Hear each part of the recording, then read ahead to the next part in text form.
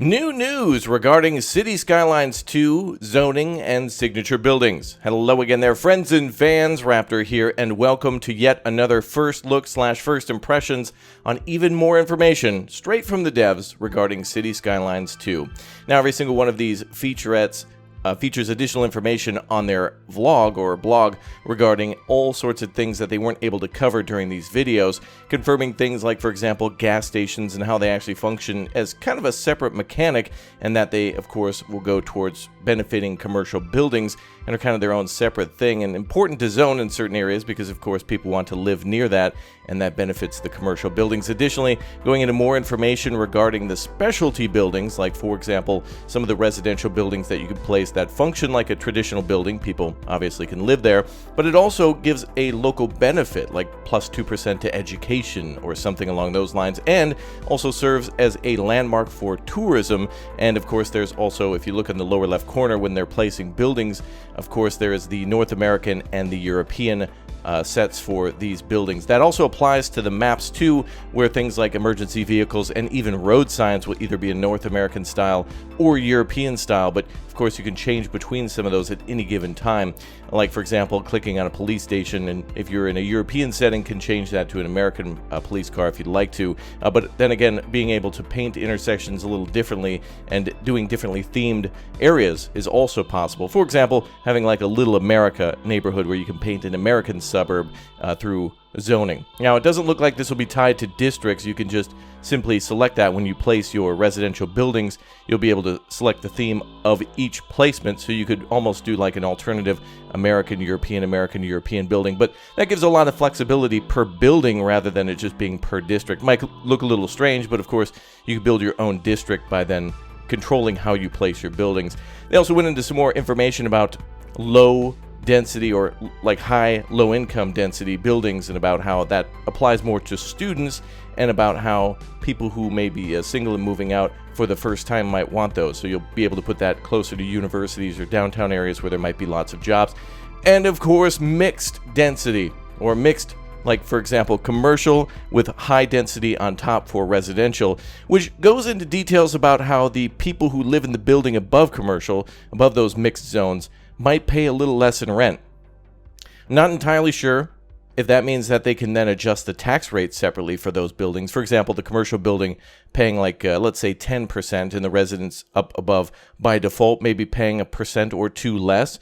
But I'd like to see a lot more of that. Additionally, talking about how there'll be multiple sectors for industry, like the manufacturing itself, but then also a warehouse district, which is kind of cool. It means it's a little less pollutive in terms of being an industrial sector, and you could put that closer to suburban homes or water without as much pollution. And of course, you can also do the same with plopping down individual signature factories too, such as a microchip factory that then, of course, produces more advanced technology-like goods. And that might be a good place to put as a buffer zone between your initial highly pollutive, probably raw resource processing industrial, then your manufacturing, and then your warehouse districts, but also farming. And they've confirmed that, of course, now we can place down farm fields of our own custom design, rounded fields, or of any shape that you can think of, and not necessarily square, and linked to plopping down one by one. And it looks rather cool. Although some of the buildings placed out in the randomness of the farm fields don't look as accurate, it's still cool to see that you have a lot more options to do those types of things. But I'm not really necessarily complaining. Giving us more flexibility and creativity to do what we want removes a lot of restrictions to what was annoying in City Skylines 1, and that mods oftentimes fixed. So pretty cool to see that a lot of these signature buildings act as that we're getting like slash monument and slash unique buildings from the original game, and that they'll actually function differently in the city. And they also seem to have their own theme. So I've seen the pharmaceutical building in this game before. Haven't seen the style difference between European and American, but I would really appreciate it if every single building that we could put down for a landmark building or a signature building could look different based on where we put it. Maybe a little less flexibility between factories, because those are kind of just, you know, an industrial concrete and steel square, but it would be nice for residential buildings to look European or to look North American, so that way each building could almost look completely different every time that you play. Otherwise, they could get a little repetitive. But anyway, let's listen to the devs and what they have to say about City Skylines 2. Okay, let's talk about zoning.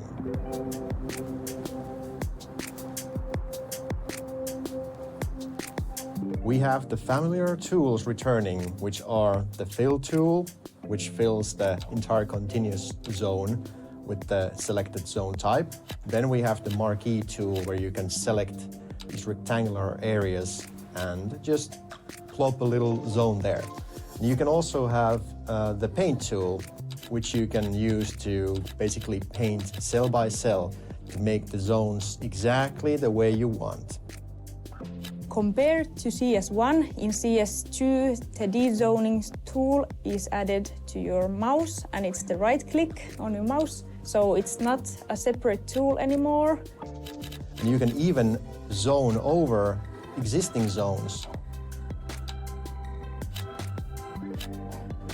At release in City Skylines, we'll feature two architectural styles, North American and European. These styles include zoned buildings, service vehicles, road markings, and roadside props.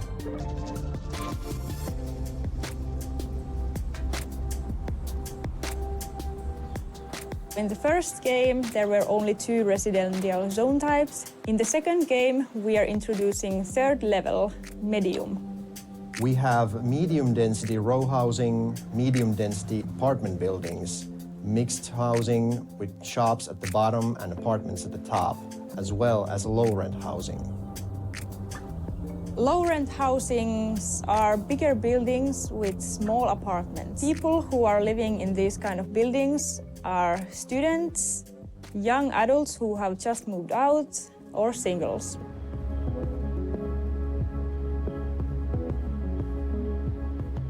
Mixed housing is a new zone type in City Skylines 2. It answers the demand for low commercial and medium density residential.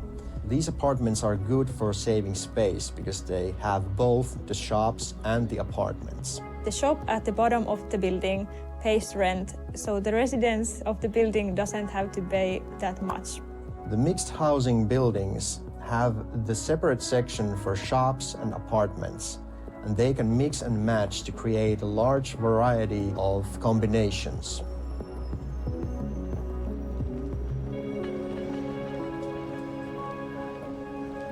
The zoned industry has 2 categories of buildings.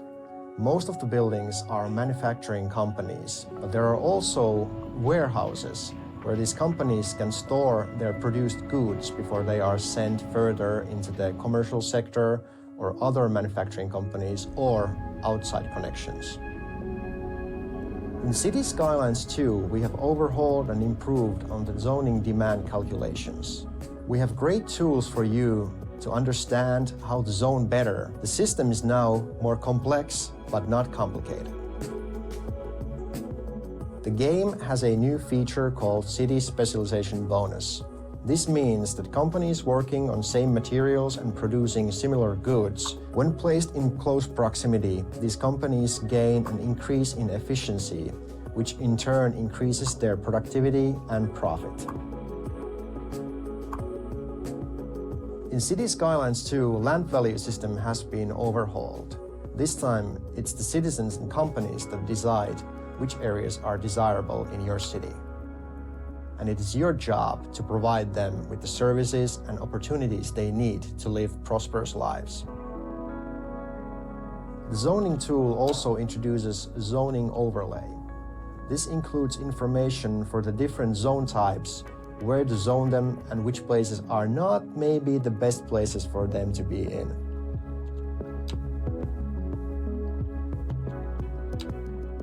A new feature in City Skylines are the signature buildings. These are unique, ploppable zone buildings that decrease the demand of the zone type they are in. These buildings are unlockable. They usually have 2 to 3 different requirements before they're unlocked. In addition to contributing to the zone demand, they also have positive effects to their neighborhoods as well as the city as a whole.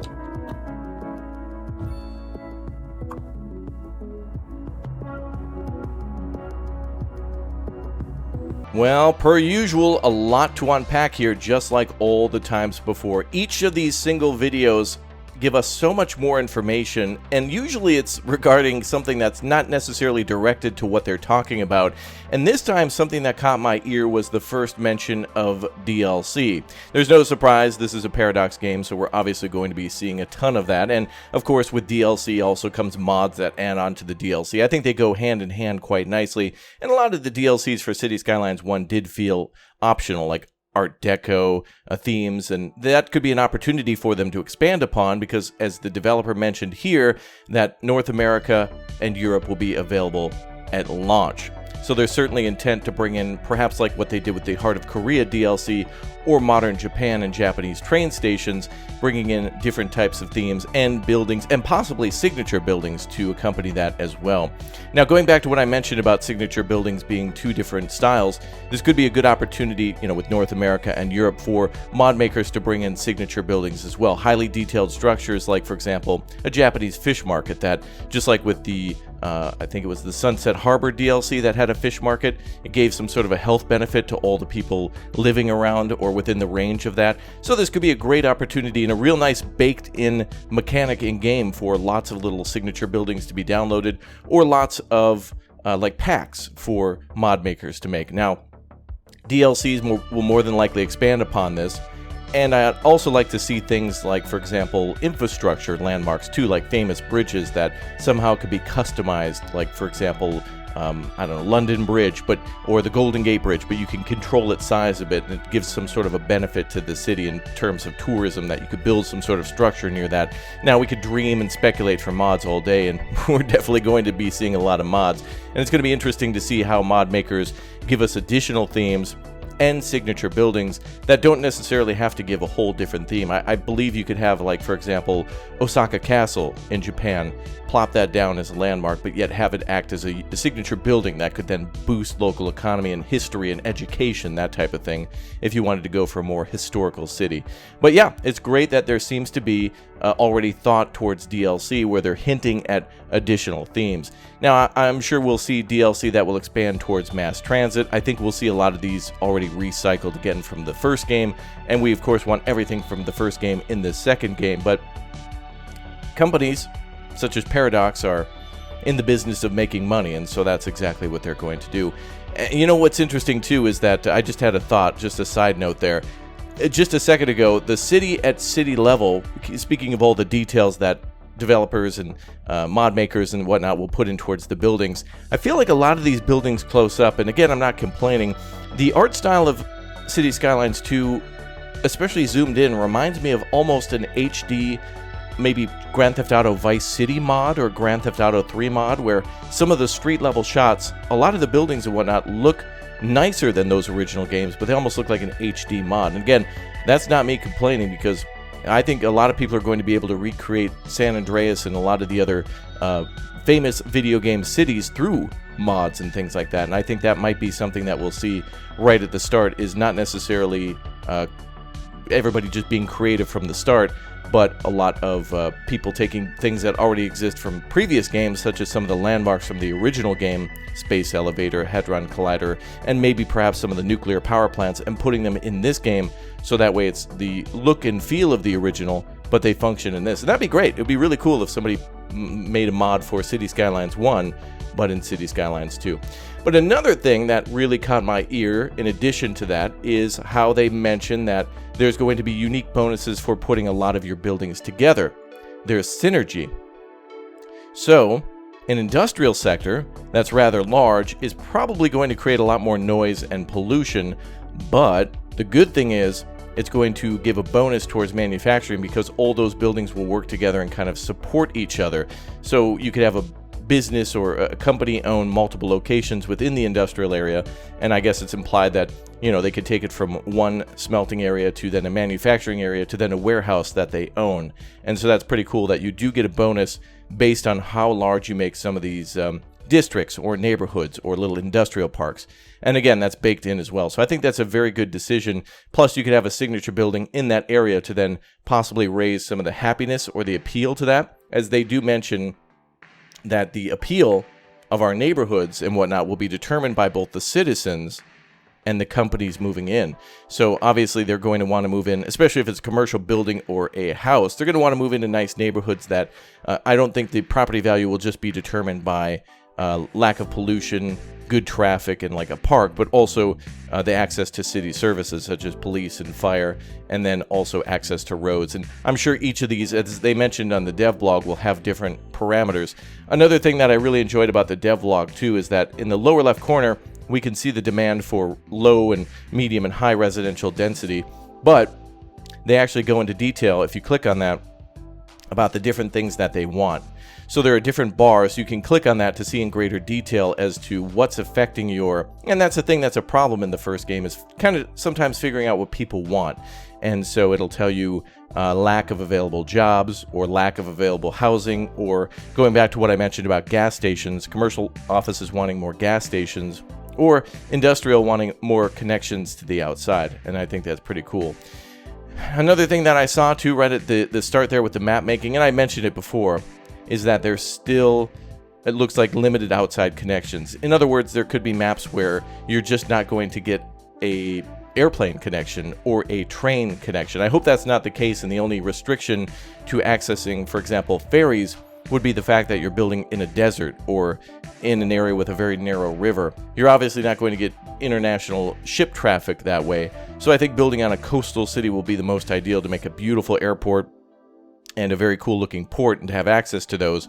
But again, they did show the lightning bolt that does seem to show that you might be able to import power from other cities that you build, or at least implied that there's other cities out there that you can simply import power from. And perhaps that will give you an opportunity to export things like water, excess water, and sewage, and maybe waste, just like how you'd see in SimCity 4.